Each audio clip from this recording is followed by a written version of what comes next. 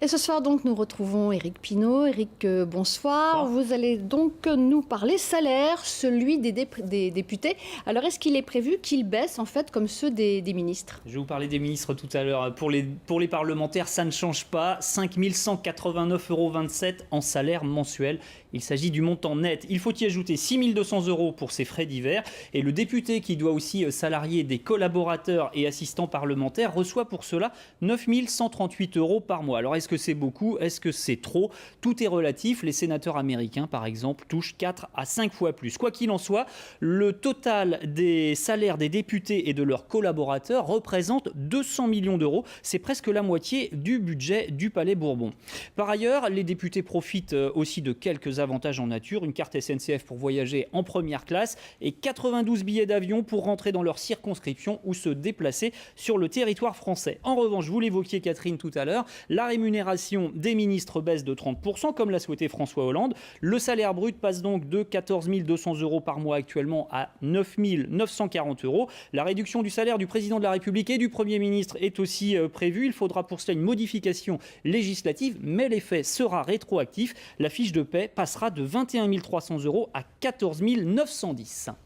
Nous sommes maintenant donc à J-17 du premier tour et dans les coulisses, certainement, les préparatifs s'activent, Éric. Oui, aujourd'hui, on va regarder cela du côté imprimerie. Les panneaux électoraux se couvrent d'affiches et nous allons recevoir les professions de foi dans les heures qui viennent.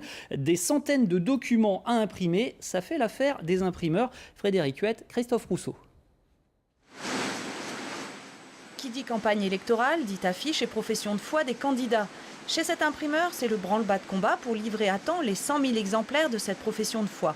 Pourtant, cet entrepreneur n'est pas en relation directe avec le candidat. On est dans une zone industrielle, donc c'est vrai que le candidat ne va pas penser à nous directement. Il va plutôt aller voir son imprimeur de proximité.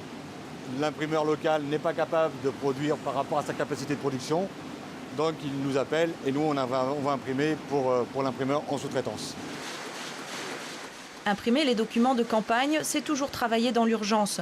Entre la réception du fichier et la livraison des professions de foi, il n'y aura eu que 3 jours au lieu des 5 habituellement, car ces documents doivent impérativement être livrés vendredi. Avec 2 professions de foi, un livret et 5 affiches, les législatives auront apporté 5% de chiffre d'affaires en plus à cette entreprise. Dans un mois de mai au ralenti, avec ses jours fériés, voilà une activité bienvenue. Vous avez pratiquement 3,5 millions d'euros d'investissement, simplement sur les 3 machines que vous voyez. Et la demande est en baisse. Donc il faut retrouver de nouveaux marchés et de nouveaux clients. Donc c'est vrai que les législatives nous font un petit peu de bien, au moins sur le mois de mai, et j'espère début juin. Et oui, pour que les législatives continuent d'apporter de l'activité à cette entreprise, encore faut-il que leurs clients soient présents au second tour.